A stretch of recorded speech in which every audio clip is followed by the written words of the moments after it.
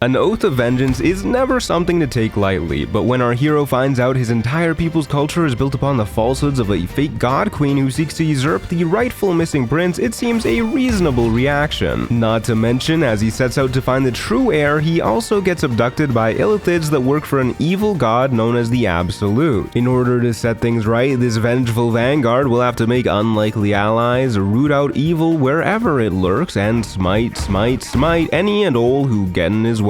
All while trying to unlearn his people's more disgraceful ways. Can he manage all this and save the world? Well, we've got one way to find out. But first, the rules. No other party members, though temporary companions such as summons are a-okay. No respecking, no multiclassing, no illithid powers, no karmic dice, no barrelmancy or chestmancy, no saving in the middle of combat, and we're playing with the honor mode rule set, so we'll be keeping it that way. With all that said, let's move on to character creation. First off is our race, which is of course a Githyanki, giving us astral knowledge and mage hand amongst other neat abilities. Next up is our class, and since we've sworn an oath of vengeance, that naturally makes us a vengeance paladin, granting lay on hands for a bit of healing now and then. Plus our channel oath abilities, divine sense and inquisitor's might, each buffing our attacks in different ways for a few turns. Both fueled by the tenets of our oath. If we break even one of these, we'll be branded an oath breaker, losing our power and our way, so keep these in mind. Our champion, having served in Vlaakith's armies, has a soldiering background, and his stats and skill proficiencies end up looking like this, with the main focus on strength so he can wall up hard, and a minor focus on con and charisma to keep him on his feet and boost our paladin abilities respectively. With all that done, we need our stalwart knight to look the part, so we give him a quick makeover and a name to match. Both Vlaakith and Illithid alike should tremble in their boots as Curse the Disgraced begins his journey. That journey begins on a crashing nautiloid right after our wayward hero was implanted with an illithid tadpole, and right now he's got to escape this Gaik death trap. As we make our way to the helm of this place, we get jumped by one of Vlaakith's servants, and to make matters worse, a few imps join in on the pile. While she's distracted though, we seize the opportunity to kick her into the abyss before she gets the chance to recognize us. As we do, the power of Cursed Oath flows through his veins, making the imps easy targets to clean up one by one. And before you know it, we're at the control room and see the first of many illithid that need purging. Unfortunately, we're not quite up to snuff to take on one of them just yet, so with the help of pre-dashing that we did before entering the room, we take out what minor evils we can before zipping on over to the tentacles. We tickle them against each other, get blasted by one of Vlaakith's dragons who found us, escape just in time to safer lands, where we somehow safely land on a beach after plummeting to our near doom. But doom is not to be. No, instead our cursed crusader awakes in an unknown world with one thing on his mind: vengeance. Although first we've got to blend in with the locals with this fancy hat we just found. Hopefully it distracts from the Githyanki armor, something that we'll have to improve on as soon as possible since it really doesn't cover much. Then we get blowing up whatever wicked survivors we can find, including the Gaik scum we couldn't get earlier, only to hear screams of panic in the distance as goblins shout the name of the Absolute and attack a druid grove filled with tiefling refugees. Remembering the nobility of the lost prince we wish to emulate, we jump into action ourselves. We are a bit rusty though, and the start of this showdown doesn't go too great for our side, but we start to pick off bodies come round 2, even if it means we take the odd hit ourselves. That, however, only fuels our need for vengeance. Our enemies feel likewise though, bringing down another 2 of our charges. Cursed of course does his best to stop more blood from being spilled, but it's clear alongside better armor we need a bigger sword. Soon it's just Zevlor on the high ground and our not so powerful paladin on the low ground, but between the two of us we're able to slug it out, especially with the help of a speed potion. Our desire for vengeance against the Absolute only grows with each innocent dead, and with it, so too does our power, granting level 2, including spell slots and divine smites, which we can use to ensure no goblins survive our onslaught again. Amongst the spells we gain, only Shield of Faith and Command are truly notable, the former giving +2 AC, and the latter might just let us get our hands on that bigger sword we want. Not to mention, we also get the Great Weapon Fighting Style, which lets us re-roll 1s and 2s on attacks with two-handed weapons. weapons. Now we're free to enter the Druid Grove proper, help folks see the importance of protecting the weak, find the Druids are not the most gracious hosts, and even wish to murder a tiefling child, who naturally we save. Before finding evidence that Kaga, their temporary leader, is corrupt and has usurped the rightful noble leader who went missing while fighting the Absolute Skakefield cult. And wait a second, this sounds familiar. Seeing our own plight being reflected here, we vow to the tiefling kids to help them get revenge by stealing the Druids' idol after we uproot the evil here later on. Of course, first, if we want to take out the evil Druids and the goblins, we will need that bigger sword, so off we go to the wilderness to search for one, where we bump into Raphael, a devil who promises to fix all of our problems Like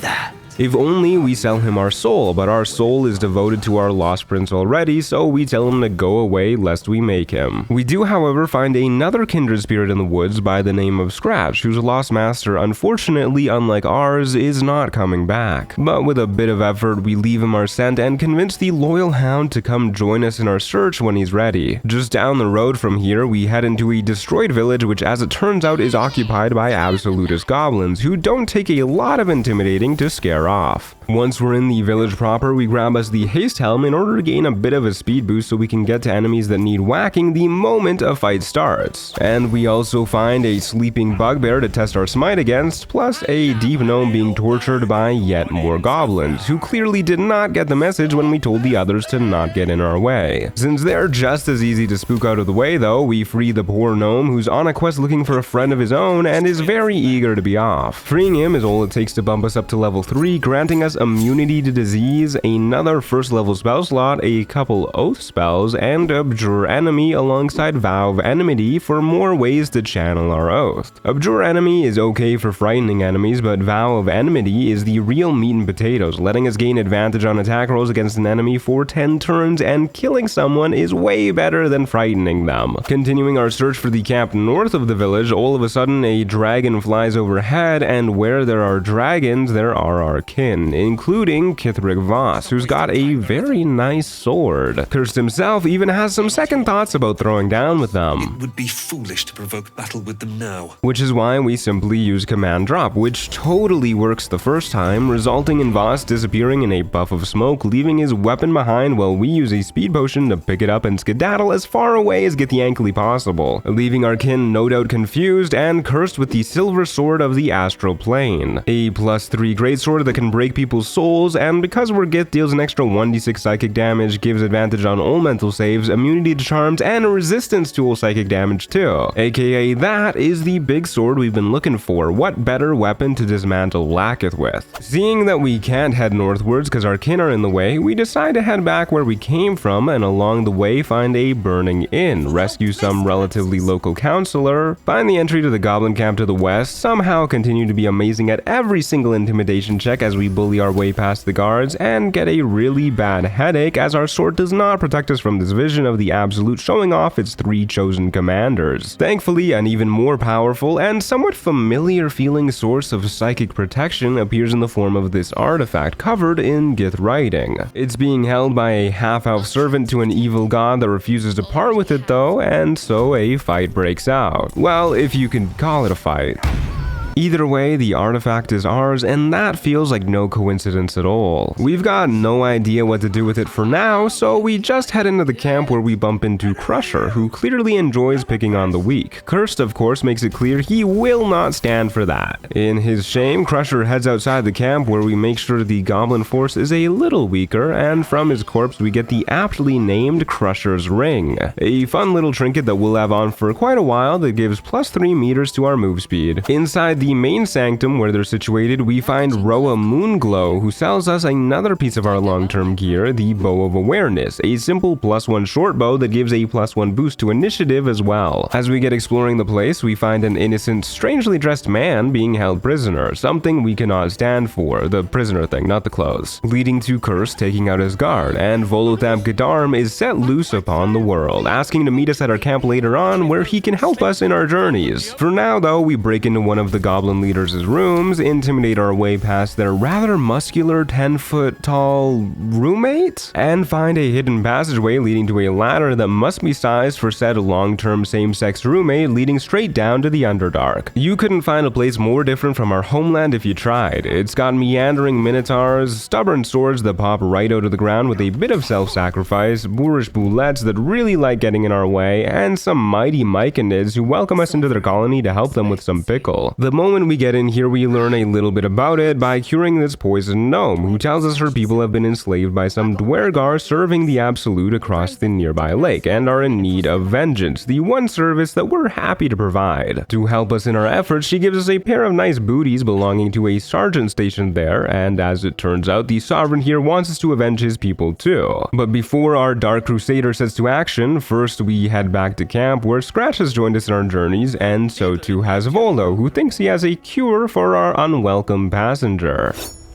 Unfortunately, the only thing he excises from our bod is our right eye, which we were using, but he's nice enough to replace it before thinking it might be a good idea to be far away from the Vengeance Paladin before he recovers. Well, at least we can see invisible things now. Then we head to the beach where the Dwergar are still stationed, looking for the missing boots that we now have. After telling them we'll bring it back to their boss ourselves, they let us just yoink their boat and get us sailing across. Once we arrive at Grimforge where they're stationed, we learn that the dwarves are only in it for the money, and their leader, Trusolnir, hasn't been paying and is trapped behind a rockfall. The Dwergar ain't good people by any means, but it sounds like we can free the slaves and get retribution for the dwarves with one fell swoop. And Elder Brithvar here has got a plan on how to get it done. However, before that, we get exploring the area, finding a mold for some heavy armor, some mithril ore to craft said heavy armor, and a massive forge where we can assemble them together. Just by finding this place, we get enough XP to hit level 4, improving our lay on hands and giving our first feat Heavy Armor Master, since we're about to solve our armor problem. This grants a +1 to our strength up to an 18 total, and makes all physical attacks do a whopping 3 less damage, which doesn't sound like a lot, but when there's a ton of attacks coming our way, trust me, it'll add up quick. Of course, first we've still got to get our armor, so we pop in the mithril ore, then the mold to shapeset ore, hit the hammer to lower the platform into the lava, and make sure we're well away from where the lava will pour out, because we'd rather not get 4th degree burns. An extra good thing too, since along with the lava comes a glowing guardian in the form of Grim.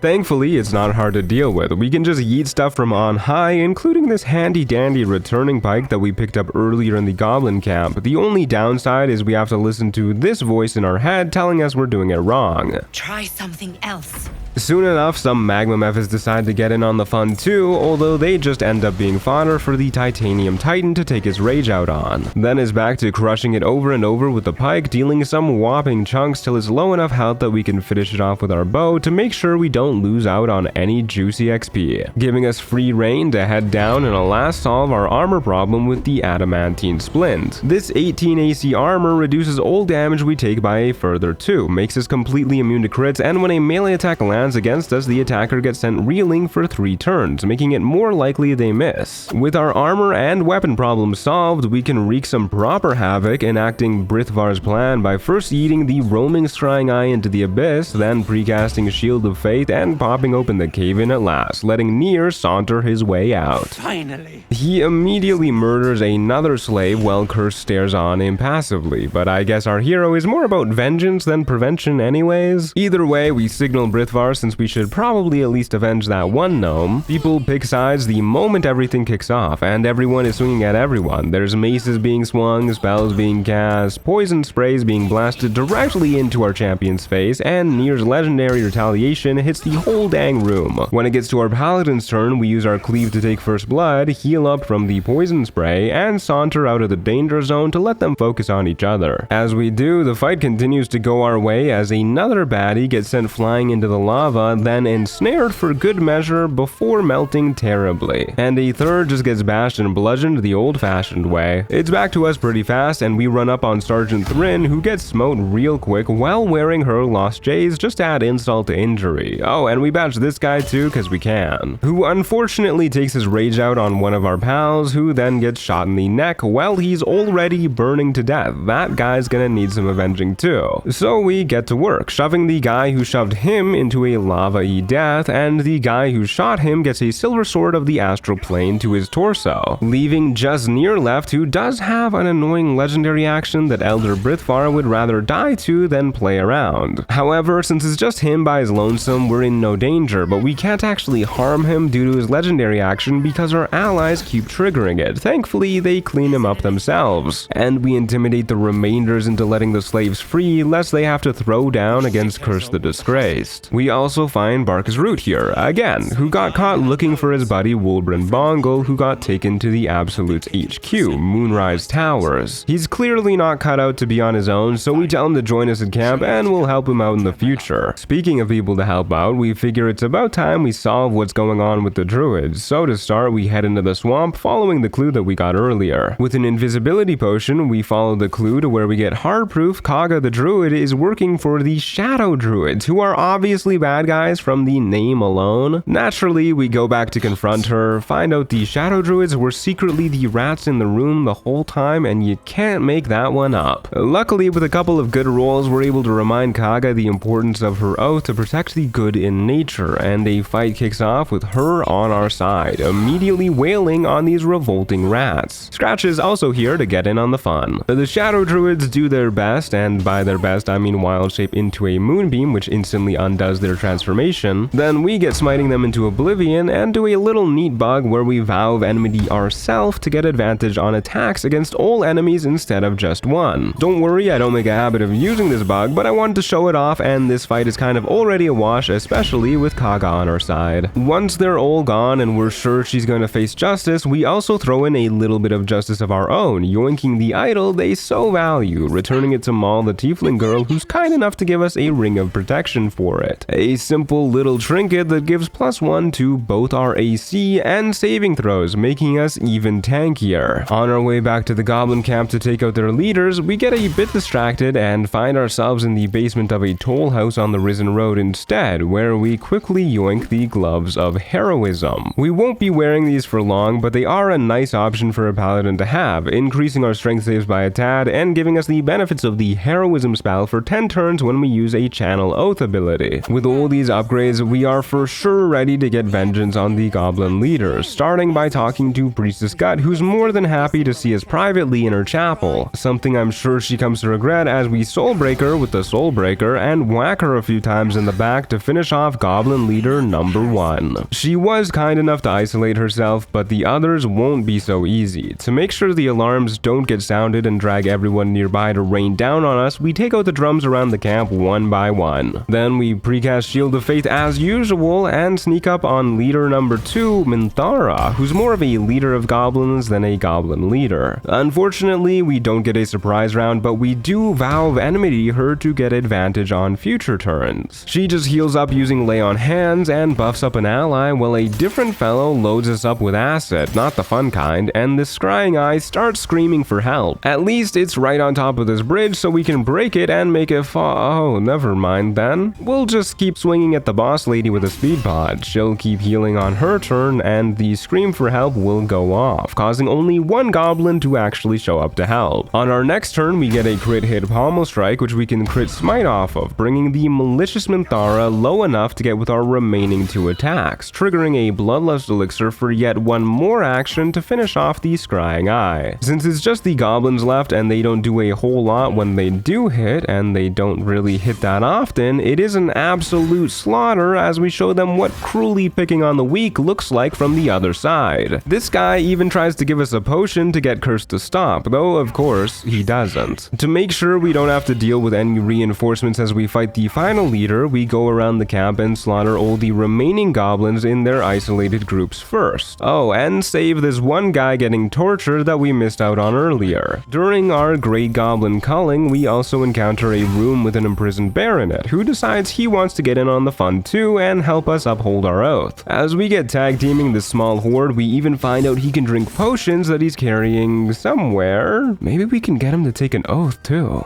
Regardless, the goblins die pretty fast, as do their wargs, but before we can get him to take an oath, turns out sadly the bear is just a dude. He is at least the druid Halsin that went missing, who says if we were to clean up the last of the goblins, he'll help guide us to Moonrise Towers where we can take out the Absolute in its headquarters, giving us just enough experience to hit level 5 before taking on the final goblin leader. This is a huge power up. We get level 2 spells, meaning stuff like Hold Person, alongside more powerful smites. We also get Misty Step once per long rest from our Githyanki Psionics. And most importantly, we get extra attack, basically doubling our already rather high damage output. Now it's time to take on Dror Ragzlin, getting spotted by one of his goons immediately, who quickly comes to regret their perceptiveness, triggering our bloodlust. Then we Misty Step right into the thick of things, taking out yet one more crooked crony and almost managed to get a third one too. Our Shield of Faith does immediately get broken when the head honcho gets his turn, but nobody else really manages to do anything to us. Still, it's not hard to use the fodder as bloodlust fuel with a cleave and make sure to blow up the goblin that summoned a warg while also catching Ragzlin in the radius, who unfortunately does also resist the Soulbreaker before we recast our shield, which helps us dodge a couple blows before once again getting promptly broken. Either way, all we need is one more round to take out the deadly dour Dror with another pair of wallops. Then it's as simple as picking off the remaining folks one by one, leaving good old Narvas for last, who we bullied just because his mother clearly didn't love him. Afterwards, taking a moment to bask in an oath fulfilled, we go tell the good news to Zevlor and the rest of the tieflings who join us at our camp to party it up for an evening, including Halsin, who joins us in our journeys for more than an evening to help guide us to the Shadowcurse lands where Moonrise Towers awaits. We want to scout out the mountain pass that he mentions too, but before we move on, we did promise to take out the Dwergar on the beach as well, so we grab Glut here, who has the fun power to raise the dead and square up against the dastardly dwarves. They really aren't a hard fight at this point, but they are a good opportunity to show off just what we're capable of.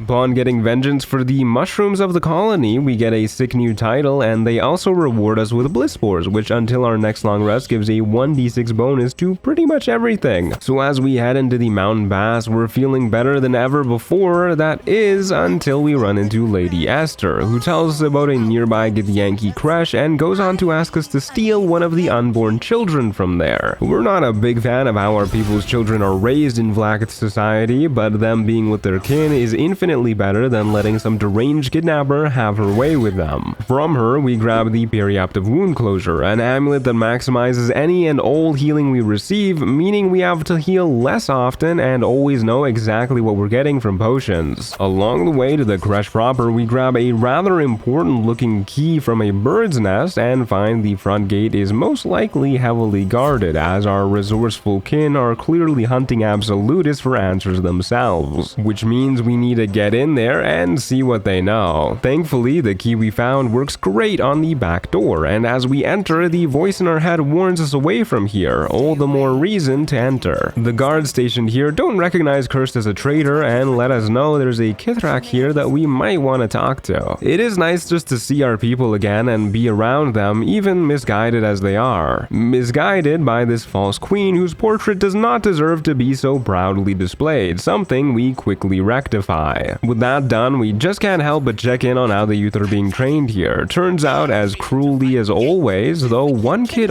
almost mentions our lost prince as being above all the kin killing that our people have made tradition. Something his abusive teacher gets all heated about until we talk down the raging fellow. In doing so, the young Gith sees and cursed traits our hero saw only in the prince that he aspires to emulate, meaning he must be doing something right. To make things even better, Orpheus's book seems to have found its way into this creche, crash. Seems like the kids might just be alright. Of course, we want to talk to the fellow in charge here, but there's good reason to believe that that won't go so well. So first we get exploring the rest of what used to be a monastery devoted to Lathander. Well, looking around the place, we find a whole bunch of kobolds who each go down in one hit and struggle a whole bunch to do any damage to us at all, making this another stomp in every sense of the term. Plus they're drunk out of their minds and blow up when they die, hurting all of their friends. Dare I say, that's not the best combat strategy. After clearing them all out, we grab a ceremonial weapon from them, head upstairs and find even more vermin in the form of Gramishka, who get given a similar treatment but somehow are even worse at landing hits than the kobolds. On the rare instances they do land though, they at least do some damage to us. Not enough to ever make this cursed crusader worried, mind you, but hey, by the time we kill the last of them, they at least managed a few scratches. Next up, we find an immovable guardian of faith in a room, as we slowly but surely shoot it to bits and grab another strangely ceremonial looking weapon, with a third to match on the roof being held by this giant eagle. A soulbreaker keeps it nice and stunned, and it only takes 2 hits on top of that to finish off Mama Bird. The little giant one doesn't really have his heart in it anymore after that, so he's not too hard to take out either. At this point we call it a day, which means we lose our bliss spores, but when we restore each of the ceremonial weapons to their respective pedestals, we at least get Morning Lord's Radiance, a 1d4 bonus radiant damage to all of our weapons for the day. A nice boon to have, since not only do we meet the Kithrak of the Kresh, but it turns out there's also a Chirai, one of Vlaakith's closest and most loyal soldiers. He saunters off and has the door locked behind him, but after showing them the artifact we found earlier that would really rather stay with us, they pop open the door and we're free to go in deeper, where we at last meet Chirai Wargaz, a man whose sole purpose in life is to perpetuate the reign of our evil Lich Queen, and as fate would have it, now that we've spoken of the devil, she does appear. But we are done kneeling to this false god queen. However, she commands us to enter the astral prism that we've been carrying and kill the one inside. Since we're not strong enough to defy her yet, we have to acquiesce, at least until she's gone. This does mean that at last we meet the voice in our head that's been trying to convince us that we cannot survive without them. And while we don't trust them, they do let us know that with the knowledge and power they possess, they can topple Vlaakith's whole empire, which is reason enough for us to keep them around. Also, they've given us a fun little bless buff that lasts until our next long rest for a 1d4 boost to attacks and saves. Since we've still got to deal with Wargaz, we down a vigilance elixir, cast aid for some extra HP, summon scratch for moral support, precast blur using a scroll, and down a speed potion before sauntering out. We do try to make him see reason before the slaughter starts, to no avail as our big showdown kicks off. To start, we provoke an opportunity attack so he can't parry. Then we try a Divine Smite boosted soul break, which unfortunately fails. In addition to 2 more attacks thanks to our speed potion, with one of them being a massive crit, dropping him down to literally 1 HP. Now we could pommel strike for the KO, but our speed potion ticked down to 1 turn left because of the dialogue, so we decide to run into the corner of the room and refresh it instead. There's no real point trying to kite our kin since we're all so hyper-mobile, leading to us getting shot anyways, losing concentration to a 1 damage psychic blast, and Wargaz buffing himself up and running right next to us. To make sure we don't miss the killing blow, we blow up the big man with a bomb, then Misty step up to the archer, who's the only other scary person in the room, and deal with them too, leaving just the warrior as the only other person who can sometimes deal damage. Therefore, to guarantee this victory, we use another blur scroll. With all the buffs on us, the rest of these stragglers really ain't much to deal with. One of them even gets 1 shot. Just like that, the start of our revenge against Vlaakith has officially begun. But basking in this victory, our hero feels to go any further, to perhaps even fight the children of this Kresh who would surely defend this place, wouldn't be vengeance. It would just be wrong. A good thing there's a hidden back exit put in here by the priest who built this monastery ages ago. After all, we know the kids might just be alright, and the best revenge we could hope for is yet one more Orpheus supporter growing strong enough to join us in our quest. But with whatever knowledge the Dream Visitor in our astral prism possesses, we may just yet have a way to restore our rightful prince to his throne. For now though, Curse of the Disgrace walks the path to Moonrise Towers mostly by himself, ready to bear his burdens alone. But whether he finds more agents of Vlaakith or the Absolute itself, they best be ready, because our relentless renegade carries enough vengeance to go around.